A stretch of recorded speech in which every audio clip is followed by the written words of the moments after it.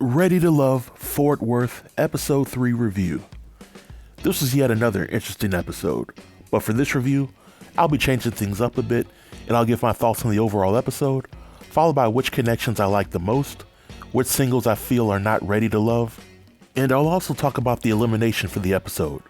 So without any further delay, let's jump right in. In Episode 3 of Ready to Love Fort Worth, the singles from the two mixers finally meet at the brunch.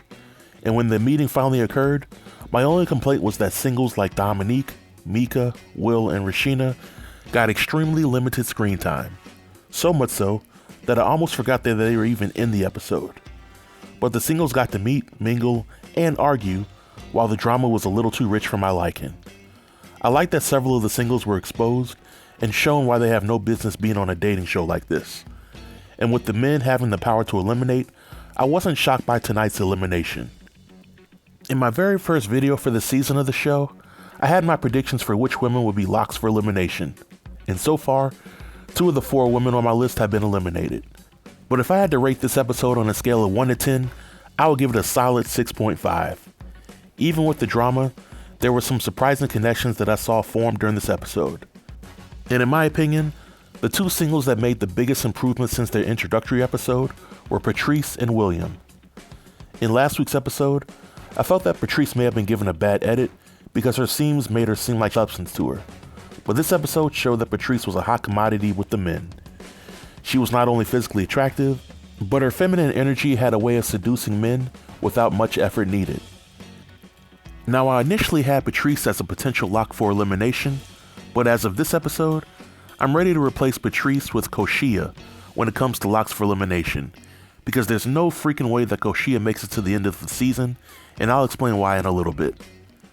But then we have William, who I felt was misunderstood when running through the gauntlet of personalities like Koshia, Mika, and April.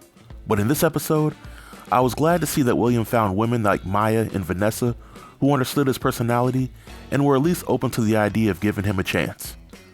I still believe that William will eventually be eliminated, but I think that he'll stick around a little bit longer. So after watching this episode, I want to point out some of the stronger connections that were made. The first connection is of Jonathan and Alexis. I think that their chemistry is clearly through the roof, and in addition to them being physically attracted to each other, I think that Alexis appreciates that Jonathan is very analytical and can hold a conversation with her. I think that Jonathan in turn appreciates how easy it is for Alexis to be willing to get past the surface level BS that comes when dating somebody new. Jonathan also appreciates that Alexis has the capacity to be submissive within the biblical sense and not the slave sense that many people conflate with the concept. And when Alexis asked Jonathan if he's in defeat, especially sucking toes, I knew right then and there that they were a match made in heaven. Another match that went under the radar for this episode was of Laylene and Dominique. The obvious thing to like about these two is that they look good together. But I also want to point out that Laylene is one of the few women on this season that are truly open to having children, and Dominique has made it his mission to start an army of up to 10 kids. Now, this episode really didn't give us much substance with these two, but what I noticed about Dominique was that he considered Laylene and not Mika to be his top pick, and if I had to choose between the two of them, I would definitely pick Laylene as well. Now, I know that there's currently a battle between the men for Patrice, but I think that Alonso has locked in on her, but he's going to keep some of the other women around so he doesn't lose his place on the show. And this connection, in my opinion, was inevitable because there's a strong physical attraction between the two of them, and their personalities completely mesh with one another. I'm definitely looking forward to seeing where this connection goes. And while William and Vanessa were amazing together for this episode, I think that William will ultimately get the boot by the ladies that aren't feeling him, and Chaz will swoop in because I think that deep down, Vanessa is more attracted to Chaz, and Chaz may be more established than William. But all of this is very early, and Nephew Tommy is known for throwing curveballs into the process. Now, there are several singles who I feel have no business being on the show, and in sharing this opinion, I believe that it will not be popular with a lot of the ladies, but I gotta share it nonetheless. This season has gotta be one of the worst when it comes to casting of the women. Mika is clearly self-aware that she can get scores of men that would want to be with her for the chance of giving her that good old pickle tickle. However, instead of giving the guys on this show something of substance, she makes it known up front that she doesn't want to have any more kids, and she spends most of her time passing judgment on the guys like she's a judge on the TV show Sunday's Best. I think it's safe to say that Mika is one of the more judgmental people on this season of the show, and I gotta wonder how she got so high on her pedestal, because there's plenty about her that somebody could judge her on. But then we have April, who I held in high regard when I first saw her in the season. But on this episode, she truly allowed her insecurities and inquisitive nature to show. The way she grilled the men, particularly Jonathan and Lamar, could be very off-putting to any guy that participates in a speed dating process like this. And it's clear that she came into the process very guarded.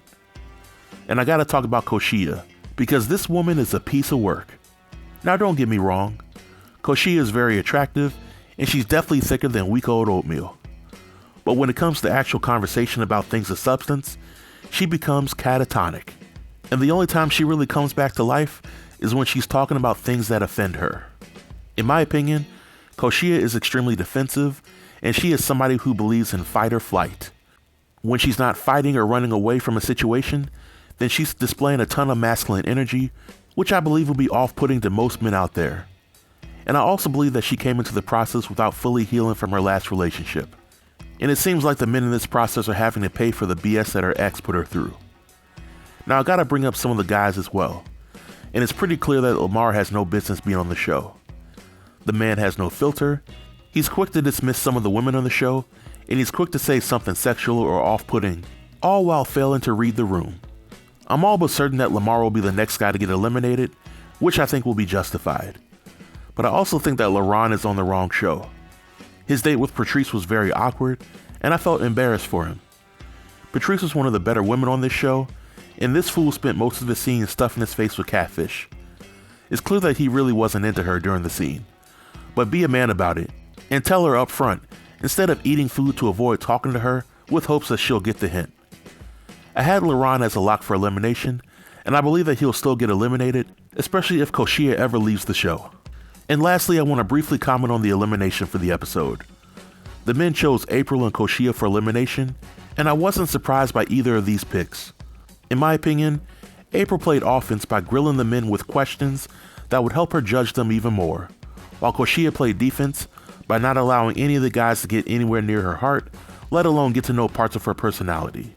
Both of these women showed a sense of entitlement, as well as the worst parts of their attitude, and while April was ultimately eliminated, I think that a case for Koshia getting eliminated could have been made as well.